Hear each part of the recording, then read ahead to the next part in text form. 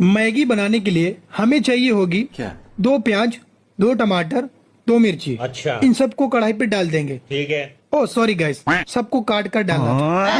ये क्या हो गया? कैसे कैसे लोग रहते हैं यार यहाँ पर। अब हम इन सबको वापस से काट कर डाल देंगे। ठीक है, समझ गया। फिर हम लेंगे 1 गिलास पानी। ध्यान रहे पानी बिस्लरी का होना चाहिए, सारी बहाने भी छोड़। क्योंकि घर वाले पानी से मैगी फट जाती है। और साथ में मैगी भी डाल दें।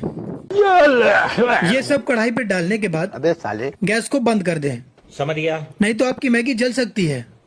ठीक है। अब आगे की रेसिपी के लिए पार्ट 2 का वेट करें।